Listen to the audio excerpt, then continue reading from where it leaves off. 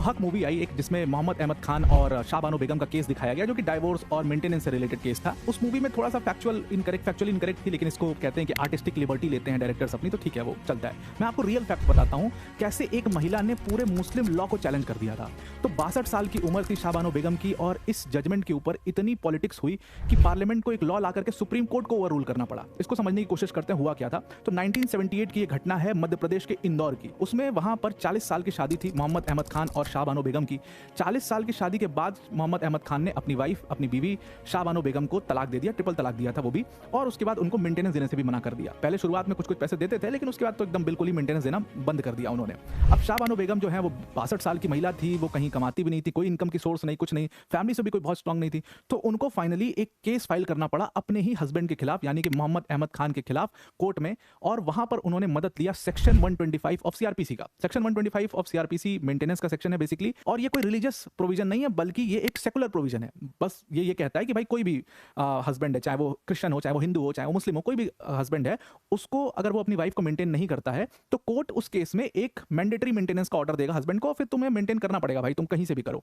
ये एक पूरा प्रोविजन था सेक्शन 125 का। अब इसका सपोर्ट था उनको, सुप्रीम कोर्ट में मामला पहुंचा, सुप्रीम कोर्ट ने 1985 में अपना जजमेंट दिया। जाहिर सी बात थी जजमेंट उनके सपोर्ट में ही आना था। तो सुप्रीम कोर्ट ने इसमें शाहबानो बेगम के फेवर में जजमेंट सुनाया और कहा कि भाई आपको, आप शौहर हो, आपने तलाक दिया, कोई दिक्कत नहीं, लेकिन आपको मेंटेनेंस देना पड़ेगा। और मोहम्मद अहमद खान की उसमें हार हुई, लेकिन वो हार सिर्फ मोहम्मद अहमद खान की नहीं थी, बल्कि पूरे मुस्लिम पर्सनल लॉ की हार देखी गई।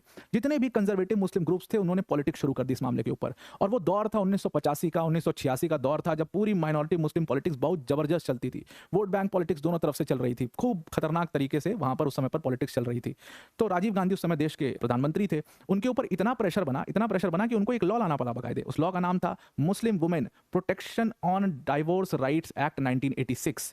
इस लॉ ने बेसिकली क्या किया, इसका इंपैक्ट ये हुआ, इस लॉ ने सीधा सीधा कह दिया कि भाई जो भी मुस्लिम मेल है, मुस्लिम हस्बैंड है, उसको अपनी वाइफ को तब तक ही मेंटेनेंस देना है जब तक इद्दत पीरियड चल रहा है। यानी कि इद्दत का पीरियड 90 दिन का होता है। डाइवोर्स के बाद इसको कह सकते हो आप एक कूलिंग ऑफ पीरियड होता है इद्दत का। तो सिर्फ 90 दिन का ये पीरियड है, इसी दौर तक आपको मेंटेनेंस देना है। इसके बाद आपकी मेंटेनेंस की कोई जिम्मेदारी नहीं, सब लोग अपना अपना देखो। अब आप सोचिए कि इस लॉ ने सुप्रीम कोर्ट की शाहबानो बेगम की जो जजमेंट थी उसको ओवरटर्न कर दिया एक तरीके से, और मुस्लिम वुमेन के साथ कितना गलत हुआ।